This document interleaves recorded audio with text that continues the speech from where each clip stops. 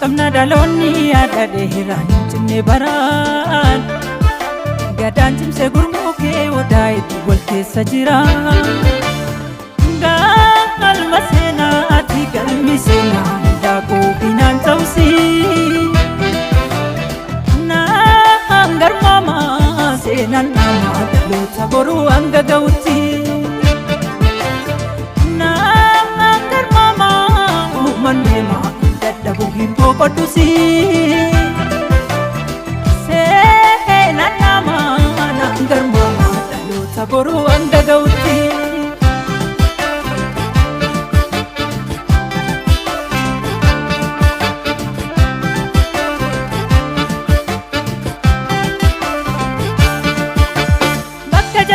wal yaadachiifna akka galmi seena keenya guune ooftaa wafiiftaa dhaloonni utubaa sanyii boruu daraaru beekumsaan dhaloonni akka hin daarre gaaddisa wadaa jala barsiisu ooftaa wafiiftaa dhaloonni daadhaan gadoo cabsanii mooyaa galmi seenaa hin dhaabusi hinaan ta'usi galmi seenaa hin dhaabusi hinaan ta'usi galmi seenaa hin dhaabusi hinaan ta'usi galmi seenaa hin dhaabusi hinaan ta'usi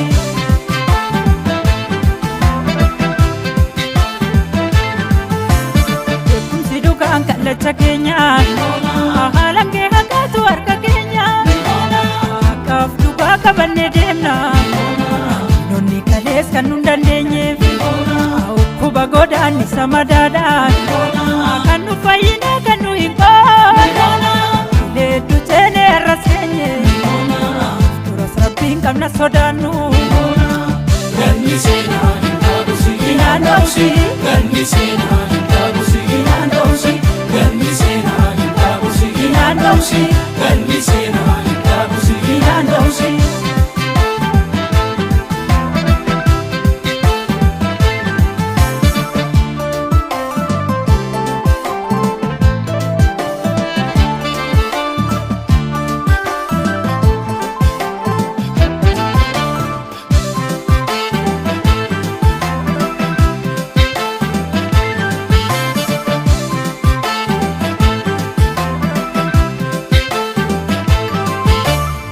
goda hambaa qabna dhaloonni yaada dheeraa hin cinne baraan gadaan cimsee gurmuu kee wadaa itti wal keessa jira galma seenaati galmi seenaa daakuu binaan ta'usi naan garmaamaa seenaan namaa dhaloota boruu hanga ga'utti naan garmaamaa uumanneemaa dadhabuu hin boqodhusi seenaan namaa naan garmaamaa dhaloota boruu hanga ga'utti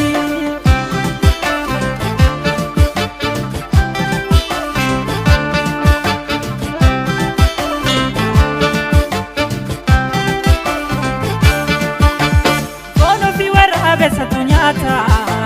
moosonni guddaan dhabee furmaata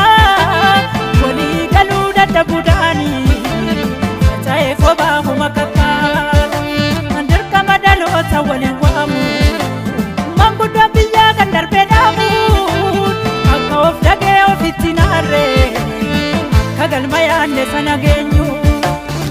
galmi seenaa hin dhaabusi hinaan ta'usi galmi seenaa hin dhaabusi hinaan ta'usi galmi seenaa hin dhaabusi hinaan ta'usi galmi seenaa hin dhaabusi hinaan ta'usi